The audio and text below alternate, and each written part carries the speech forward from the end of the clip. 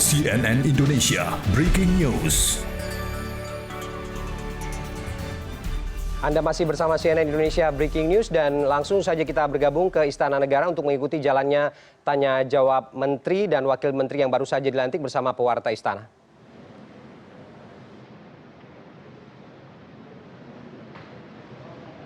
Assalamualaikum warahmatullahi wabarakatuh. Kami dihubungi oleh Pak Pratik sekitar minggu lalu dan diberitahu bahwa diberikan amanah sebagai Menteri Kesehatan di awal Juli. Kami ucap terima kasih Bapak Presiden dan Bapak Wakil Presiden akan amanahnya dan kami butuh dukungan dari teman-teman seluruh rakyat Indonesia untuk mensukseskan tugas dan amanah yang diberikan kepada kami.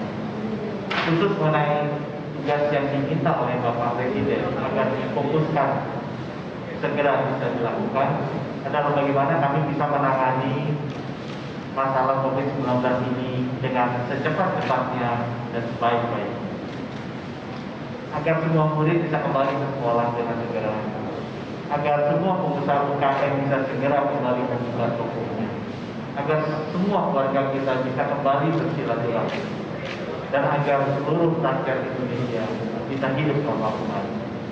Untuk itu, kami sangat membutuhkan dukungan dari seluruh komponen bangsa, baik itu asosiasi dokter, baik itu pemerintah daerah, provinsi, kabupaten, dan kota madya, serta seluruh teman-teman sekalian. Masalah ini adalah masalah yang sangat secara tidak mungkin kami lakukan sendiri, yang kami harus lakukan secara inklusif, bergotong royong, dan bersama-sama. Mudah-mudahan segera kita bisa mengatasi pandemi COVID-19 ini dan kembali hidup normal untuk Indonesia masa depan yang lebih baik. Terima kasih.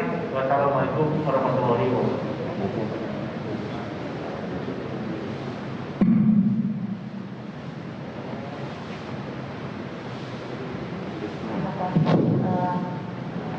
Jadi saya ini dengan Pak Mensesnek hari Senin siang kita sedang meninjau karena saat itu saya mau webinar hari itu, dan kemudian yang menyampaikan berikutnya diminta besok ke istana. Jadi Selasa pagi saya sudah di Jakarta dan kemudian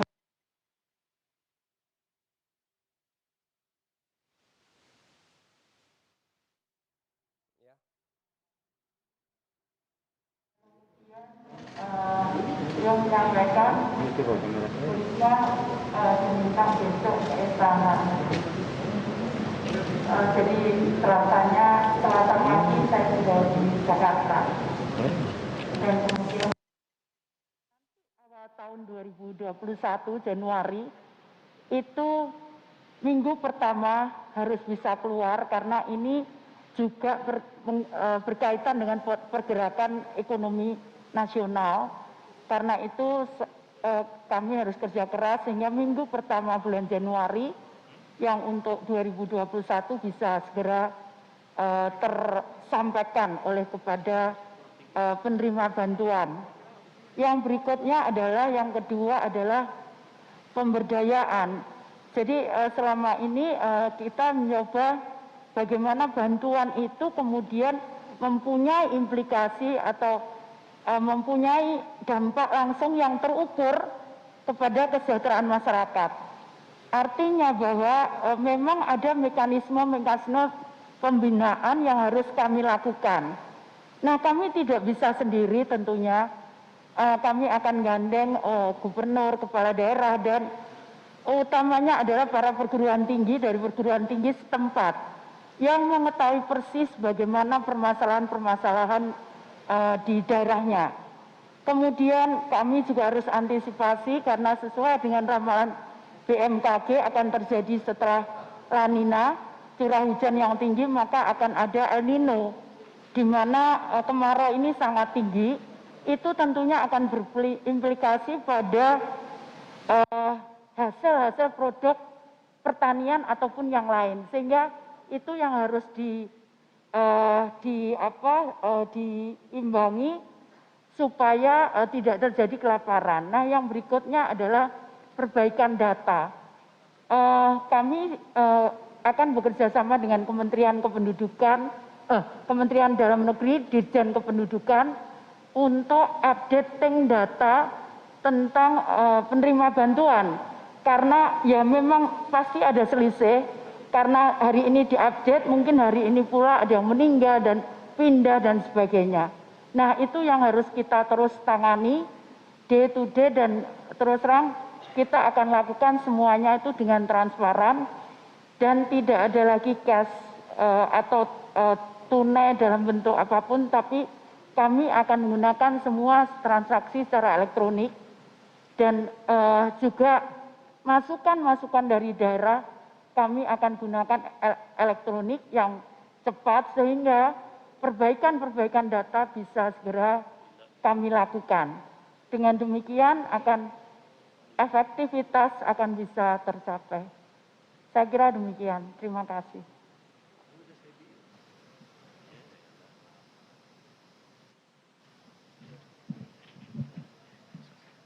Bismillahirrahmanirrahim. Assalamualaikum warahmatullahi wabarakatuh. Saya sebagai Duta Besar Indonesia di Amerika Serikat sedang melaksanakan tugas kembali ke Jakarta dan sempat melaporkan kepada Bapak Presiden pada hari Kamis dan sudah pamit di telepon untuk menunda keberangkatan sampai hari Jumat.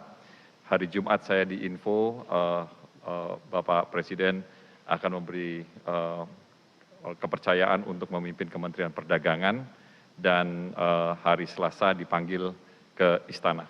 Bapak dan Ibu, seperti kita ketahui bahwa situasi perekonomian dunia pada saat ini adalah mungkin yang terlemah dari seluruh aspek, baik itu dari kesehatan, daya beli, pengangguran, dan aspek-aspek yang lain. Oleh sebab itu, saya ingin memastikan bahwa barang Indonesia mempunyai kesempatan untuk berkompetisi yang baik di era dunia dan memastikan bahwa barang Indonesia bisa diekspor dan kompetitif di pasar dunia. Dan ini adalah bagian daripada perbaikan daripada ekonomi nasional dan berharap bisa menjadi daya ungkit baru untuk tumbuhnya pertumbuhan ekonomi yang sehat. Saya juga ingin memastikan bahwa arus barang berjalan dengan baik dan ini adalah bagian untuk kepercayaan kepada masyarakat untuk segera memulihkan daya beli. Dan ini merupakan agenda-agenda utama yang akan saya laksanakan pada waktu yang singkat ini. Terima kasih. Wabillahi taufiq wal hidayah. Wassalamualaikum warahmatullahi wabarakatuh.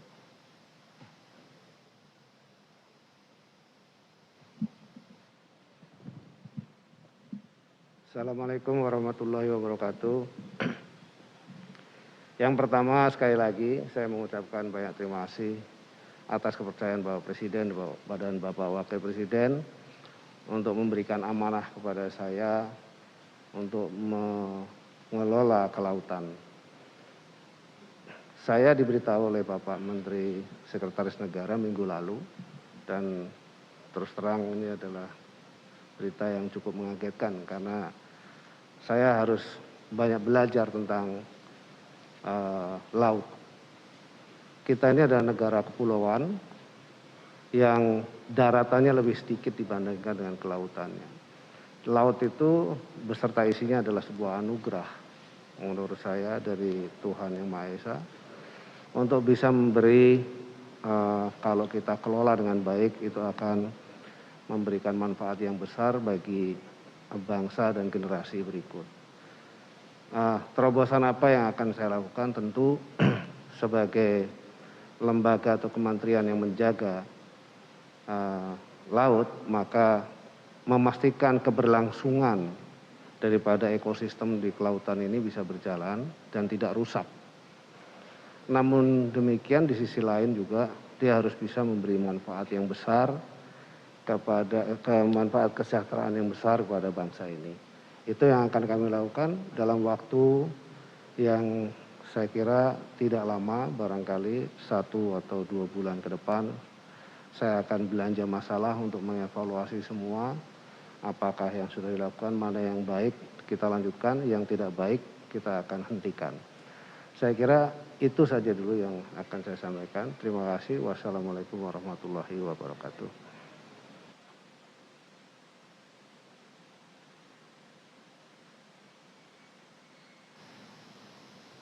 Bismillahirrahmanirrahim. Assalamualaikum warahmatullahi wabarakatuh. Salam sejahtera bagi kita semua. Terima kasih Mbak Dita pertanyaannya. Pertama-tama saya baru saja selesai penyembuhan dari COVID-19 dan sesuai dengan protokol kesehatan yang mengikuti anjuran dokter bahwa kita harus melakukan beberapa kali tes swab negatif. Di saat penyembuhan tersebut, saya pertama kali mendapatkan pemberitahuan karena banyak sekali yang mendoakan dan mengirimkan pesan terselip-selip. Tapi ternyata ada satu pesan dari Pak Pratik, kira-kira Jumat minggu lalu, singkat saja pesannya itu, Bismillah Mas. Wah, saya pikir ini bismillah untuk kesembuhan saya gitu. Saya jawab biiznillah Pak. Dan setelah itu ada beberapa teman-teman yang ada di kabinet, Pak Budi Gunawan Kabin, Pak Erick Thohir juga menghubungi. Tapi karena rancu antara kesembuhan saya dan pesan lainnya, tentunya konfirmasi yang firm itu baru hari Senin dari Pak Pratik mengabarkan bahwa kemungkinan akan dipanggil, kemungkinan akan diminta menghadap hari Senin sore atau hari Selasa. Dan kepastian itu Selasa pagi saya mendapatkan kabar dari Istana hadir pukul 15.00 tanpa memberikan informasi lain, hanya menggunakan baju putih. Jadi itu cerita sedikit pengalaman saya berjuang melawan COVID-19. Saya ingin mengingatkan kita semua untuk menerapkan protokol kesehatan yang ketat dan disiplin. Pastikan kita bisa mengatasi sisi kesehatan daripada COVID-19 dan berjuang membangkitkan ekonomi. Setelah ini kami akan langsung melakukan sertijab dengan sahabat lama saya, Mas Wisnu Tama. Setelah itu tentunya di level teknis akan disampaikan beberapa program-program. Namun 3 gagasan utama kita adalah inovasi, karena kita harus bergerak secara cepat, bahwa Presiden arahannya dan Bapak Wapres bahwa dalam 1 tahun ini harus ada quick wins, harus ada perubahan yang mendasar pada saat kita berbenah terhadap destinasi 5 super prioritas. Jadi kita harus berinovasi mulai daripada busananya, tari-tariannya, 360 degrees, inovasi dari segi infrastrukturnya, dan segala yang berkaitan baik dari pariwisata dan ekonomi kreatif, kuliner, fashion, kriya, dan lain sebagainya. Kedua adalah adaptasi. Kita harus beradaptasi dengan keadaan terkini yaitu COVID-19. CHSE salah satunya harus kita pastikan sebagai prasyarat untuk kebangkitan sektor ini. Dan terakhir, kolaborasi. Kita harus menggandeng semua pihak. Karena ini tugas berat, kami sangat prihatin, jutaan lapangan pekerjaan yang terdampak di sektor pariwisata dan ekonomi kreatif, dan kami akan berjuang untuk mempertahankan dan mengembangkan pemberdayaan agar kita bisa membuka lapangan kerja seluas-luasnya dan mempertahankan tingkat pendapatan dan kesejahteraan masyarakat, terutama di sektor pariwisata dan ekonomi kreatif. Terima kasih atas kesempatannya. Billahi taufik wal hidayah. Wassalamualaikum warahmatullahi wabarakatuh.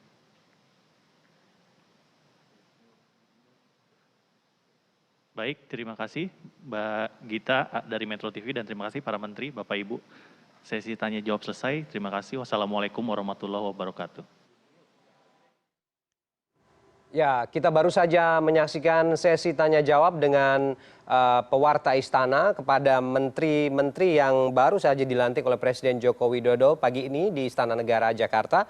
Dan tadi selain kita mendengarkan bagaimana gagasan serta kebijakan-kebijakan yang akan dilahirkan saat nanti memang sudah benar-benar bertugas dan serah terima jabatan dari menteri yang lama, kemudian juga tugas-tugas tersebut bisa dilakukan secara cepat dan tepat agar kemudian pemulihan-pemulihan di berbagai sektor, khususnya sektor-sektor yang terdampak dari pandemi COVID-19 ini bisa dilakukan dengan baik dan kemudian bisa membuat kondisi-kondisi yang tidak menentu seperti sekarang juga bisa menjadi lebih terarah. Itu tadi pesan-pesan yang disampaikan oleh 6 menteri yang tadi dilantik oleh Presiden Joko Widodo.